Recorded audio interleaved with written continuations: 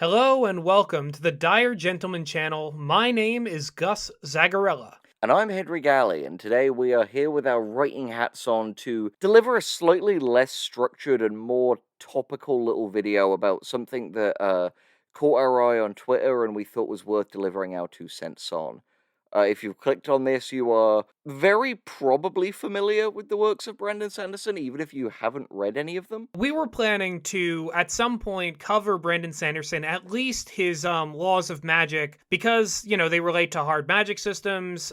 He is quite a prolific fantasy book author at this point, and we thought it was just interesting, especially because, we've got to sort of keep an eye on new blood in the sort of writing space. And Brandon Sanderson of this generation is definitely someone who has made his mark in whatever way, whatever you think about him. Yeah, he started releasing, I think his first book came out in 2005. He's released like 30 of them now. They are immensely successful. I'll admit, I'm a little bit of a Brandon Sanderson novice. I bought The Final Empire, the first of the Mistborn trilogy, as part of our kind of due diligence and background research before we hopped in to do any too professional writing stuff. And I've got to say, I'm really enjoying it so far. Like, I'm having a good time. I'm looking forward to writing more. But today we're going to be using a jumping off point of a really unfair, really cruel, wired profile written on Brandon Sanderson. And first of all, um, I'm not going to say the name of the person who wrote this, and I don't think we should link it because ultimately getting anger clicks was clearly the plan all along. Yeah, like given the content of this article, it seems very clearly to be a very antagonistic, very combative. It is a hit piece on Brandon Sanderson, not just the author, but seemingly the person as well. That's what's so bizarre about this. Gus and I are obviously not in any way unfamiliar with like criticizing writing work, and we're not unfamiliar with having our own writing work criticized. It's a necessary part of the ecosystem, the kind of creative circle of life. We all need to hold each other to high standards so that we can keep striving to be better and better, because who wants to stagnate? But to give you a kind of TLDR on this article before we get into the real meat of this discussion, the writer criticizes Brandon Sanderson's prose as being basic. He really goes in on the sentence structure, but as Gus alluded to, he doesn't just stop there. He insults Brandon Sanderson's family, his faith, the like people who work with him, his fans. It's just like, okay, so you're gonna pin all of that on this guy because you didn't like the way this guy put together a couple sentences? That hardly seems proportionate. Really, the fact is, everyone under the sun has panned the article pretty much. Like, Jenny Nicholson made a pretty viral tweet thread about it. And I don't think we need to tell you that the article is shit for you to believe that, because yes, it is shit. However, for me, it's touched on the edge of a much wider issue. That's why today I want to take some time to discuss with you, Gus, and completely dispel what I believe is one of the most toxic notions that destroys writers and destroys the potential for great creative work.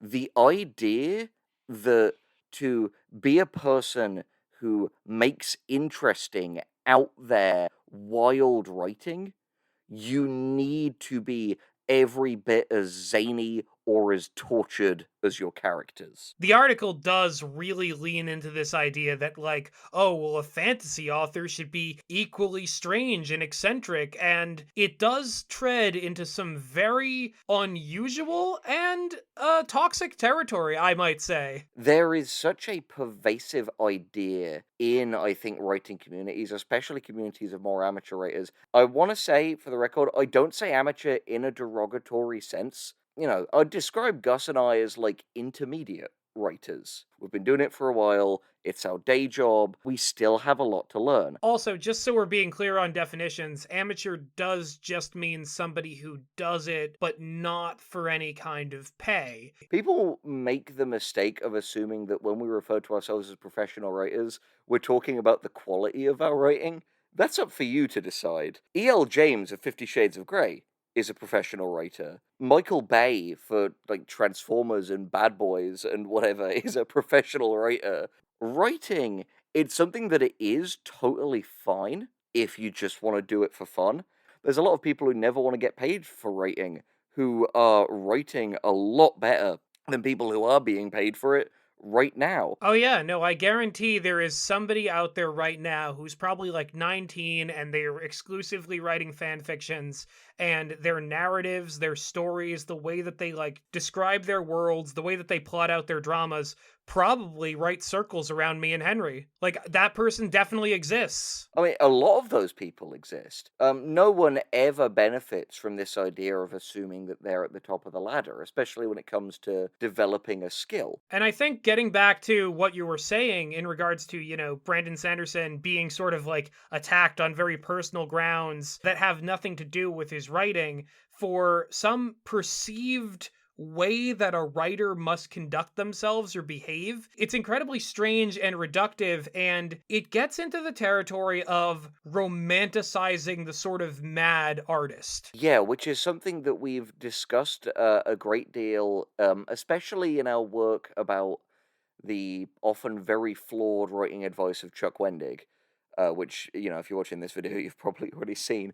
But yeah, I think this is a huge issue. This idea of romanticizing either pain and suffering or romanticizing just like pure kind of eccentricity and like being idiosyncratic. It's an odd extension of like the kind of auteur theory where it's like this separation between auteurs who are these geniuses and then like, everybody else, the sort of hoi polloi, the people who must work under the geniuses. Like every great work of art is assembled by one person who is just standing apart from humanity, and everyone else who works for them is just people who were lucky to be clinging to the coattails of the genius. That kind of mindset leads to this position where some, muckraking journalist decides like, oh, well, I'm going to go and talk to Brandon Sanderson. But when they, find just a normal man who writes books for a living, they are disappointed and for some reason need to take that out on Brandon Sanderson. Yeah, it's what's so odd about this whole thing.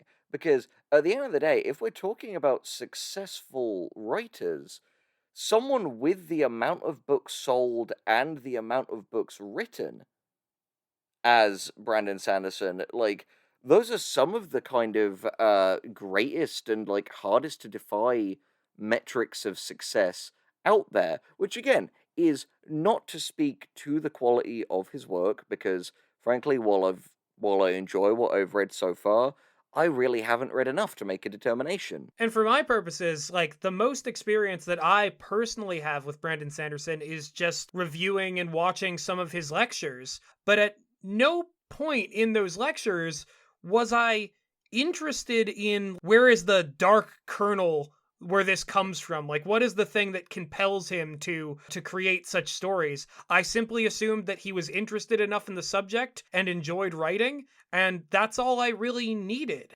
Exactly, because I think it comes from this cargo cult mentality of writing that is in the same neighborhood as the sort of like hustle culture. Successful people get up at 5 a.m. and drink the green juice like Elizabeth Holmes. It's the same thing of like people who believe that, oh yes, no, being a writer is all in having the perfect desk and the perfect like vintage typewriter and the ultimate word processor. To bring it back to the whole like amateur versus professional thing, I think this is like a thing that people get tripped up on because they just like have this image in their head of like the ideal writer. And if it doesn't square with like what they think of us or like anybody else, they're like, oh no, no, this person must be illegitimately in the position they're in.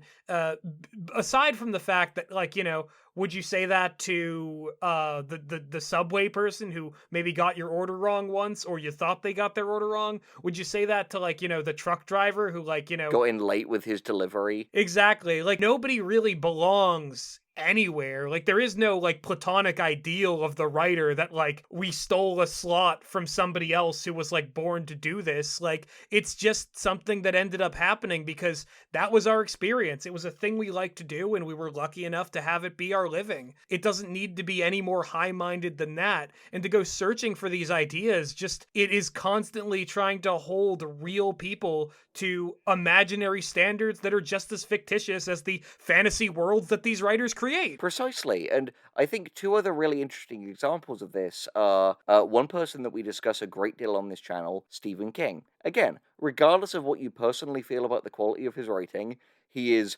prolific and about as successful as an author can possibly be. And crucially, despite the majority of his work being like quite disturbing horror, a very normal guy who lives with his wife and his dogs in Maine and has a very workmanlike attitude to writing. Another example, Chuck Palahniuk, who I read a shitload of in my late teens and in college, famous for like Fight Club, Invisible Monsters, Lullaby, Choke, Haunted, all these others. Famous for his very distinct style and his work being described as transgressive fiction because it's full of a lot of just kind of messed up boundary pushing stuff. But again, he himself normal guy who just does the work. And I think about a lot of these cases of, the sort of people who buy into the same philosophy as this Wired article want writers to be. Like Edgar Allan Poe, for example, undeniably made some amazing seminal works in the, like, gothic and horror genre, but at the same time was a very unhappy man who died too soon because of all of his personal issues. Yeah, it's either the like, the person who dies too young because they were just, overwhelmed and overburdened with genius, or it's like, well, let's look at, somebody who is like a tyrant director, like a Kubrick or something. And people just imagine like, well, that is what a creator, what an artist is. It's somebody who, single-mindedly bends the world to their whims. If you're not doing it to that level, if you're just like a normal person, well, obviously you don't care that much about art or about your work. And it's just like, okay, but I would rather that like, both the artist and the people who would have to suffer under an insufferable artist be happy than see the work that comes out of that. The narratives that people have to like, bend themselves into knots over to, excuse this kind of stuff merely for the sake of like being, I guess, intimidated by the fact that some other artist is also doing consistent work, but happens to be comfortable, married, with a family, with like, a thriving fan base. It's unreal. I don't know what possesses a person to do something like that. Exactly, it's this relentless mythologizing. A couple of other examples that are kind of close to my heart. Hunter S. Thompson, famous, like, kind of father of gonzo journalism, Fear and Loathing in Las Vegas, about, like, a larger than life character by anyone's definition. Like, took a bajillion drugs, but in the end, sadly, the guy's demons caught up with him, took his own life way too young. William S. Burroughs, Naked Lunch, one of the key figures of the Beat generation, was a heroin addict who accidentally shot his wife while trying to do a party trick where he, like, shot a glass off her head with a gun. Like, that's the thing. Yeah, all of these people produced amazing works and were huge weirdos, but they either had problems in their own life that made them unhappy, or through their actions made other people unhappy. This even extends towards like, current writers who are like actually still working out there. There are people out there who just simply seem to want to mythologize Aaron Ehas and to a lesser extent Warren Ellis as these like,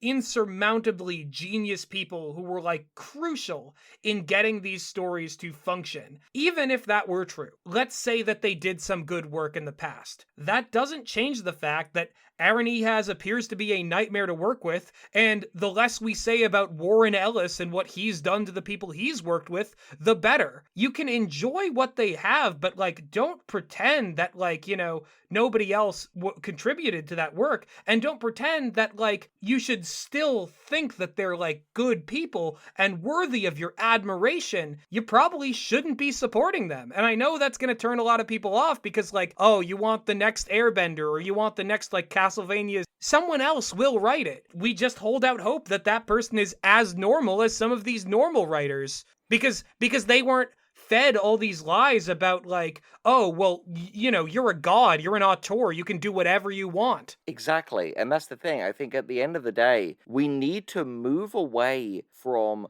romanticizing tragedy cases, people who bend over backwards to be larger than life, even if it means like forcing the people around them into the shadows. Instead, fantasize people who are just decent people who do right by others, who encourage a healthy work life balance while getting on with it and making cool stuff. And I think that is, if you're an aspiring writer, that's what I want you to take away from this. That it is better to be boring and a writer than to be a bastard or to be dead. Because in the end, you're going to create better stuff and make more people happy that way. If a real person can be comfortable doing their job, can, not be overtly harmful to the people and the world that they live in, that should be enough for you. The idea that like you need that like, writers need to be anything more than that, that you're owed their life story being as interesting as their fictional works, you're just investing yourself in another form of delusional fiction for the sake of parasocially latching on to a mythology of a person that is made up in your head that does not correspond to the real person you're putting that on. Absolutely, absolutely. And if these ideas have maybe contradicted stuff that you've thought about yourself or other writers before, and you'd like to know more, I really recommend checking out Stephen Pressfield's two seminal books on just writing professionally and like making it your living and your life. The War of Art and Turning Pro. That is Stephen Pressfield's The War of Art and Turning Pro. Because at the end of the day, um, if this channel is about anything, it's about being a professional writer in every sense